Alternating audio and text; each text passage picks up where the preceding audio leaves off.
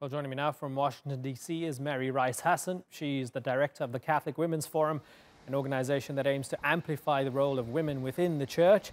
And in London, we have Jack Valero. He's the founder of Catholic Voices, a project that aims to improve the church's representation in the media. I thank you both for joining us. Jack, let's begin with you. Let's, I guess, forget the spiritual dimension for a moment. Forget infallibility. Let's render unto Caesar, I guess, and look at the Pope just as a head of state, right? And the scale of the scandal and the allegations being made and what has been said and what he's been accused of. Don't you think that's worthy of resignation? Well, the letter by Archbishop Vigano makes allegations against 32 people, and some of those will have to be followed up.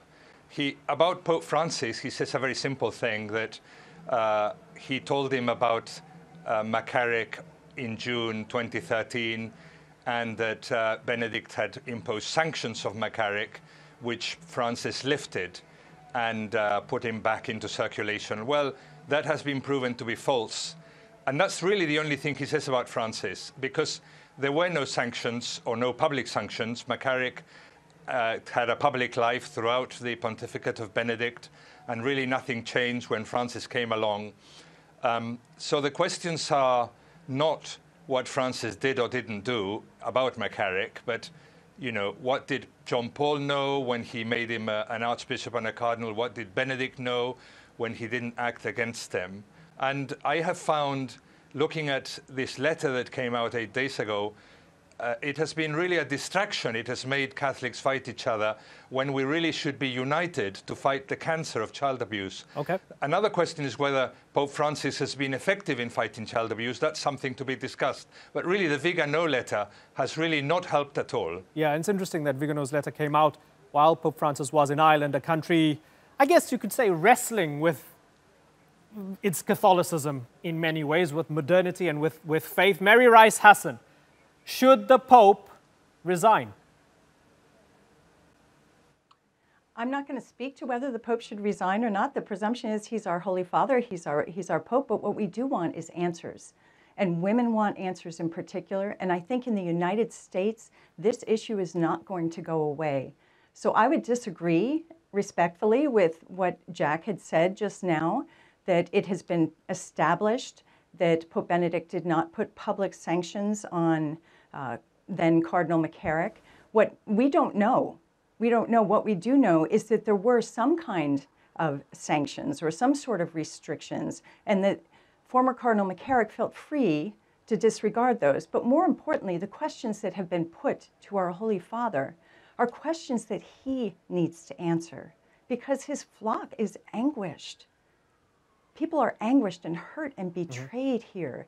And the Holy Father has a pastor's heart. He needs to answer these questions directly. Okay, so Jack, are we seeing Vatican House of Cards at play here, piggybacking on what is a very serious thing? So. Child sex abuse, but power politics being at play. I think child sex abuse is a very important topic.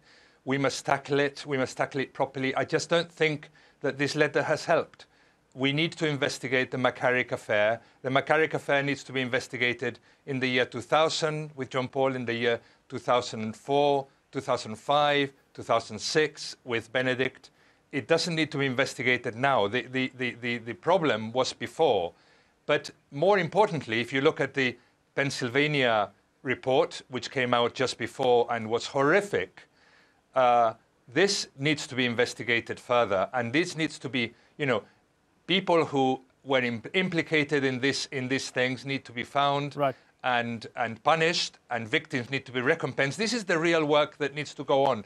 And of course, anybody who was implicated in this scandal needs to be punished or whatever. But I just think that this particular letter has not helped in this process. Okay, so Mary Rice Hassan, looking at the politics, Vigano seems to be one of those, I guess, I struggle with the terms here, but more conservative than the Pope, Catholics, who might consider him a little bit too liberal. Vigano has spoken about gays within the church, blames them for child abuse, talks of a homosexual current.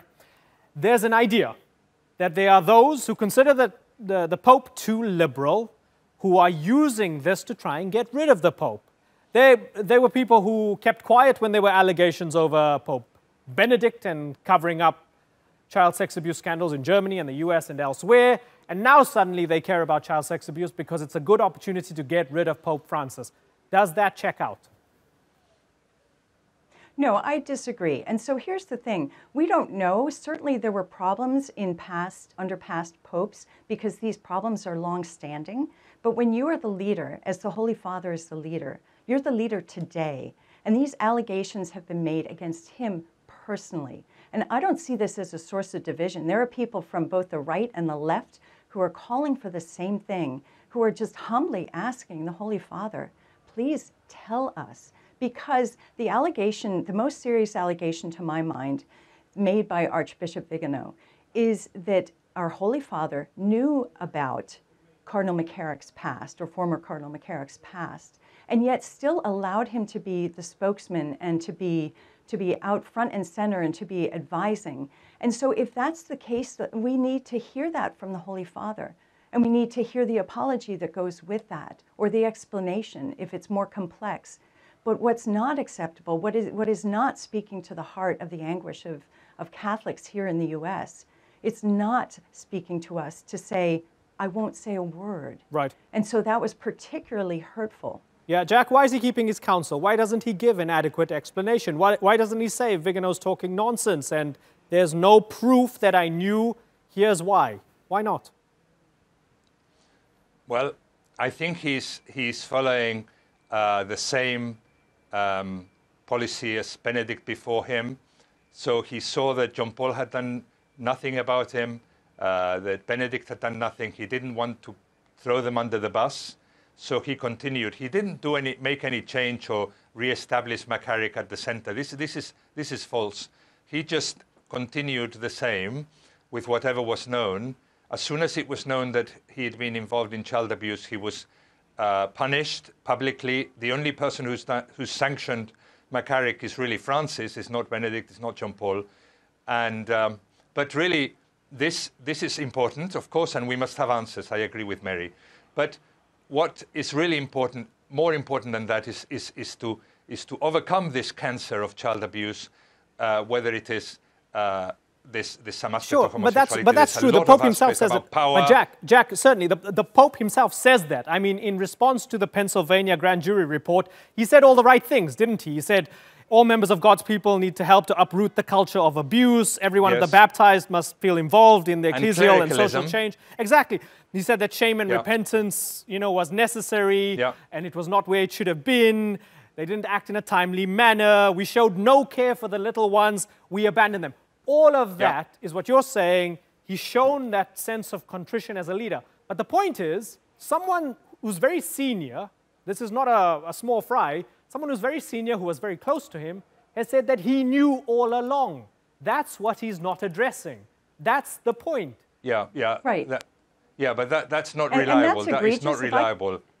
Well, except, Jack, we need to hear that from the Holy Father, because he is the one who knows what Archbishop Vigano said to him. And it's not right to say that the Holy Father changed nothing, because we have the reports even of David Gibson and other reporters who noted that that then Cardinal McCarrick had been, quote, put out to pasture under Pope Benedict, as if he had been sidelined, and that Pope Francis had brought him back and that was using him as a spokesman. And so that brings to light the question of, what did Francis know? And if he made that decision, why did he make that?